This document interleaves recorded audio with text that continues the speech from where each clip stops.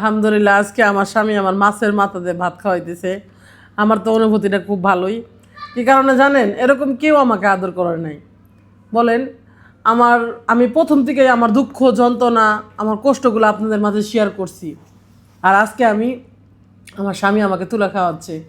আমার কতটা আবার ভালো লাগতেছে জানেন। কী কারণে এই আশা একটা সময় কান্না করতো, খাওয়ানোর জন্য, খাওয়ানোর অভাবে কান্না করতো। আর আজকে আমার স্বামী আমাকে তুলে খাওয়াইতেছে। আর আমার বাচ্চাগুলোর দায়ভার নিছে, যেটা আমার খুব সব থেকে বেশি আমাকে সুখ দেয় এই কথাটাতে। যে আমার বাচ্চাগুলোর কেমনে করে ও দায়িত্বটা নিল। যাই হোক, আসলে এই সমাজে তো কেউ ডিভোর্সি 2 বাচ্চার মাকে কেউ ভালো করে না, মূল্যায়ন করে না। আর ওর ভিতরে কেন আমার জাগলো যে আমাকে ও 2টা বাচ্চা নিয়ে বিয়ে করবে। কিন্তু সবাই বিয়ে করতে চাইছেন, এটা মিথ্যা বলবো না। কিন্তু সবাই কি আমার বাচ্চাদেরকে কেউ মেনে নিত? অবশ্যই মেনে নিত না। কিন্তু অবশ্যই ও যেটা করছে এটা কি ঠিক? অবশ্যই আপনারা কমেন্ট করে জানাবেন। না, ওইগুলো কথা বলো না। দেখেন, আমি ওরে বিয়ে করছি, আমার কোনো আপত্তি নাই। 2 বাচ্চা নিয়ে বিয়ে করছি, এটা আলহামদুলিল্লাহ। ওর স্বামী চলে গেছে 3 বছর ধরে রেখে, ওখানে আমি ওর দায়িত্ব নিয়েছি। আর আমি স্বামী এখন বর্তমান।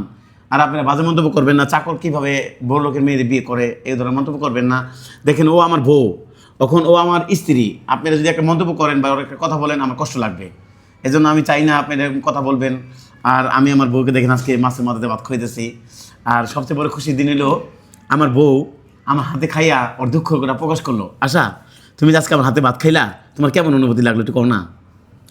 অবশ্যই অনেক ভালো অনুভূতি, যেটা প্রকাশ করার মতো না। এই কারণে আমি তো অনেক কষ্ট একটা জনমদুখী, তাই না? আপনাদের মাঝে সবসময় শেয়ার করতাম। আর আমার বাচ্চাগুলো কত কষ্ট খাইতে হয়তো এটা আপনাদের না জানা না। আপনারা অবশ্যই জানাবেন যে আমার এই সুখটা কি সর্বদাই থাকবে কি না। আমি তো জানি যে সুখ কখনো বেশি দিন মানুষের থাকে না। আমার কপালে তো প্রথম থেকেই দুঃখ। আর কেন আমার কপালে সুখ আসবে, আপনারা অবশ্যই একটু জাজ করবেন। আর এ আদৌ আমাকে নিয়ে থাকবে কিনা, ধোকা দিবে, অবশ্যই জানাবেন। আমি কোরআনের এই সামনে কারণে আমি একবার ভুল করছিলাম, একবার আমার জীবনে দুঃখ আসছিল। আবারও আমি চাচ্ছি না যে আমার জীবনে এমন একটা দুঃখ আসুক যেটার জন্য আমার খুব কান্না করতে হয়। দেখেন, আমি কোরআনের সামনে প্রতিশ্রুতি দিয়ে বিয়ে করছি। আমি একজন হাফেজে বাবা হইতে পারছি, 2 বাচ্চার মার স্বামী হইতে পারছি। আমার কোনো ভুল না। এই কারণে আমার এখনো মনে হয় যে শাহিন আবারও কি আমাকে আগের মতো কি ফেলে চলে যাবে, যে আগের স্বামীর মতো, যে এরকম ধরনের। আপনারা আমি জানাবেন। কখনো আকাশাকে ছেড়ে যাব না। অনেকে কিন্তু মানুষ চিনেন, আমি এখনো আর বুঝতে পারতেছি না ওর মতিগতি কি।